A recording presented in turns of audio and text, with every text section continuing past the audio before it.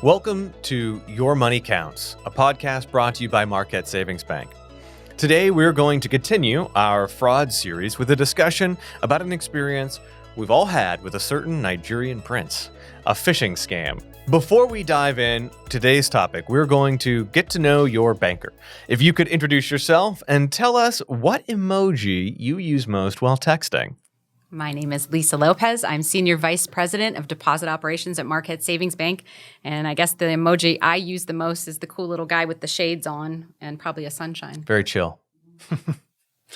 I'm Scott Schaefer. I'm Assistant Vice President and Information Security Manager. One of my favorite emojis I use a lot to friends anyway is the eye-rolling emoji. But also I'm smart enough to my wife would be the kissy face emoji. Good. I don't want to get, I'm smarter than that. Keep that in your back pocket. That's a good choice. Always have that ready. I'm a very 100 guy. I let people know that absolutely 100%. That's my confirmation. My first question is to you, Scott. Could you just right out of the gate explain what is phishing? Sure. Phishing is basically just like it sounds. It is an attempt to send an email to a person or a group of people. Usually it's a large group of people. And it's just like it sounds. They're throwing that cast out there and they're hoping someone bites on it. And what their attempt to do is to either gain access to your PC or gain personal information from you. And it's a very, very common thing today. And it just seems to be growing more and more every day. So it's just they're throwing a lure out there and they're seeing, what will you send me? What information can I get out of you? And that's exactly it. And their attempt to send, say they might send 1,000 emails out.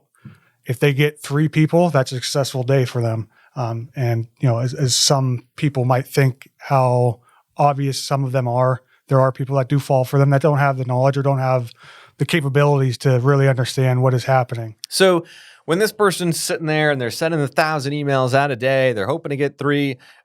What is their goal? Well, their first main goal would either be, depending on the type of phishing attempt it is, would be either A, to get you to click a link, which is going to infect your computer in one way or another, and where they can remote in, or install keylogger to get your passwords to other sites with credentials. Or the other would be just to gain information from you, portraying to be someone else, to gain that little bit of information that could help them complete an identity theft process. Sometimes they're looking to get the information from you. You write it down and send it to them. Sometimes they're looking to get you to do something that'll enable them to watch and look for the information indirectly. Right, and look at it themselves that way. So I guess how do these work, right? So when they send that email, what is in the email? How do they persuade me to do something that obviously I wouldn't do if I understood it? I would say the biggest one that I see anyway would be Scareware, they call it. They're going to attempt to scare you into clicking that link or answering that email. They do this in different ways. It could be from a variety of different places or pretending to be that place. A big one, of course, is like portraying to be from a bank. They're going to say, if you don't respond to this immediately, your debit card or credit card will be shut down. And of course, the person thinks, I need my debit card tonight. I'm going to answer this. So there's definitely that. It's a very, very high tactic pressure system. They really want to put the pressure onto you. So you don't have that time to really think and really fully process what's happening. I think I've seen so like twice a day I get an email that tells me my Netflix is about to expire. I need to update my payment details. Now I know that doesn't actually happen twice a day. So that's exactly like, I want to watch Netflix tonight. Yeah, sure. I got to enter my new credit card or whatever I'm using as a payment. And then you just gave that away. Right, exactly. And that's another one as well, is another one you see a lot of is portraying to be UPS or FedEx saying, hey, we tried to attempt to deliver you this package, but we can't get it. I need you to update this information. And a lot of times after I speak to the people after it happened, they're not even expecting a package, but they're just like, I want that package. Yeah. I know FedEx. That seems legitimate. Well, Lisa, are phishing attempts limited just to emails? Whenever we say phishing, do we always mean an email? I don't think so. I think we get text messages just as many. Click here to, go to that site, and it's a spoof site, and they're asking you to put in your debit card information. I can't think of another example off the top of my head. The other two would be, there's two more that are at least becoming more common, especially with, again, from the work from home and whatnot. There's smishing, like Lisa mentioned, which is just SMS phishing, sending the text message portraying to be someone else to get you to click that link or respond. Or phishing, which is just voice phishing, is them calling portraying to be someone else.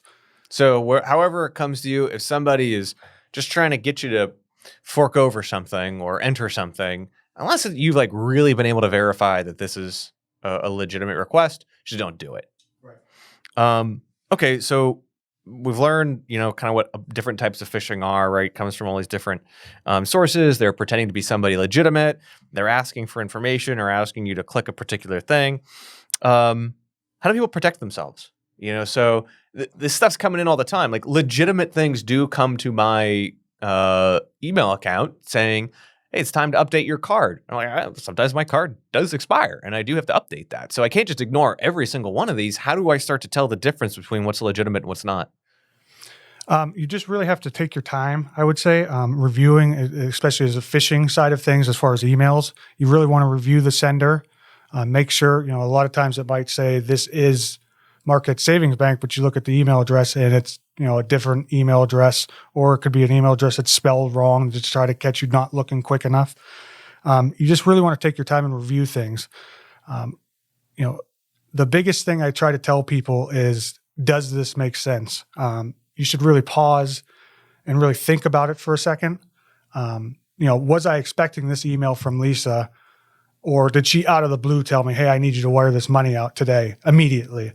Now, there's no real reason for her to do that to me. So obviously I'm going to question that. But that's the type of tactics they want to do, is just to pressure you into doing that before thinking. Yeah, I've seen or I've heard of some of these. It hasn't happened to me, but like someone gets an email. It looks like it's coming from the company they work for. And it's the CEO, and they say, hey, I need you to go pick up these gift cards and email back the numbers on the card. And they're just applying some simple reasoning and thinking, would the CEO ever ask me to pick up gift cards? And like, probably not, right? So a lot of that like simple, does this make sense? Right. And, to give a quick example, I actually just helped someone with one that actually fell for a fake Microsoft scam. They clicked the link, let them download into their or sign into their computer, register it. And they said there was a virus and they needed, I don't remember what it was, $200 to remove that virus. And they asked for $200 in Target gift cards. Now, would Microsoft, really even know and care if you have a virus on your computer and spend the time to get into everybody's computer? But B, would they really want a Target gift card? Yeah, right. Yeah, one of the multi-billion-dollar corporations. Are they really so hard up? They need $20 in a gift card at Target? No, it's a great point. Just applying kind of that simple reasoning. It seems like I might not even always be the target, right? So when we think about the phishing efforts people are doing, maybe I'm just an intermediary. So we could think of somebody saying, oh, update my direct deposit for my work to this new account. Well, if the person entering that information didn't take the time to verify that that was a legitimate request from the employee, maybe I just tricked the person in the business into directing my pay into somebody else's account. Right. So it brings up a really good point. And what I'm hearing in the banter back and forth is a lot of these things, somebody else is initiating this contact with a person. So it's coming from the outside in. So what I tell people when they're calling me having these problems is, let's just take a pause and let's go to the legitimate login. Let's Google and find the legitimate Netflix page or the bookmarked link that you had and sign into that, or call them and say, right? When you're getting these emails from somebody, any time of initiation, don't give out your credentials. Don't drop everything and try to do that. Like Scott said, take a pause. Let's just reason through it. If I'm initiating the call to Netflix and they ask me for some information and then we update, then that's one thing, because I know I'm in control of that situation. So we have to start thinking in those terms too. Just because somebody else is telling me to do something doesn't mean I have to jump in. I think that's a great recommendation. You get an email and they say they're from Netflix. You get an email and they say they're from Amazon. Don't click the links in the email. Just go to Amazon, log into your account like you always would, and see if you actually do need to update your credit card. I think that's a great recommendation. So We've been talking about being proactive, paying attention, identifying these problems, but let's say that somebody listening or, somebody in the future falls for one of these scams. What do you recommend that they do? Well, depending on what kind of scam they fell for, what they gave away. Obviously, if it's credit card or debit card, you're going to contact your bank immediately. If you gave away enough information, you're going to contact your local police and open a police case to get that police number and case number. And if we go back to this situation that I mentioned with Microsoft getting into your PC, or I should Microsoft getting into your PC, you're going to want to wipe that machine. You're going to have to talk to someone that, if you don't have the knowledge to take care of that, you can't, I guess, just think that they're done and off your computer. We don't know what they installed in the background. So it's kind of like make a list of the things that now you've got to double check the locks on. Yeah. Maybe you're updating your passwords. Maybe you're going to request from your bank that they send a new debit card, just anything that you might have to renew because the information that maybe you let get out there is now, it's got to be updated. It's got to be replaced. And that might be the only way to lock everything down. And certainly do that. If you're using the same password for everything, you shouldn't be doing that in the first place, but, go change all those. So I think a lot of people perceive phishing scams as something that, maybe they're trying to take advantage of senior citizens who aren't as familiar with tech, right? They're not as familiar with SMS and with what you might do in response to an email or attachments. But it seems like people more and more are falling for this at any age, right? Because the scammers are getting really good at using the tech too. So you can tell us a little bit about who is falling for this? Who are the targets? It's really everybody now. It's advanced in such a way. It's not the old days of it was just the Nigerian prince. I need $1 million and I'll send you back 3 million. The technology is advanced. They're spoofing better. They're faking emails better. They're creating better scams. And a lot of these are very, very legitimate to the point where, certain experts aren't sure and they have to actually put in what we call a sandbox, which is a safe environment to open something to test it without hurting your main machine. So even the professionals who do this are occasionally saying, wow, this is actually unclear. I'm going to have to test it. Absolutely. I mean, they've gotten that sophisticated. So don't think that just because your kids are good on an iPad that they're not going to fall for this or that they'll be able to pick up on it, because the scammers know that overconfidence is probably a weakness. Right. Absolutely. Is identity theft a problem here? Are people just trying to get some money, or are they trying to steal a lot more information about me and then pose as me?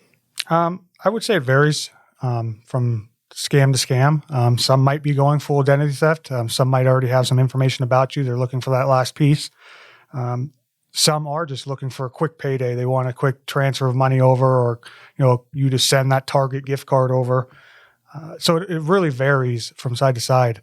And a point I wanted to add to Lisa that I kind of thought of is a second set of eyes is always good. If you ever have a question, have someone that maybe might have more knowledge of you, or at least someone else look at it and think, does this look right to you? If there is ever that question. So that all makes a lot of sense to me. It sounds like people maybe just need to go a little slower, check address lines, log in at the site, themselves before making any changes from a link in an email. Don't open an attachment you weren't expecting. Certainly don't give anybody information that you don't feel is like really immediately necessary, that you haven't verified or somebody else hasn't verified. Now, obviously, this is not the only kind of scam. So this has been great information from two experts at Marquette. If you would like to stay up to date on the latest local and national scams, then we recommend visiting Marquette's Fraud Protection Center at marquettesavings.bank. Subscribe to the Your Money Counts podcast so you can get episodes when they're released, and please write us a review. The Your Money Counts podcast is brought to you by Marquette Savings Bank, an equal housing lender and member FDIC.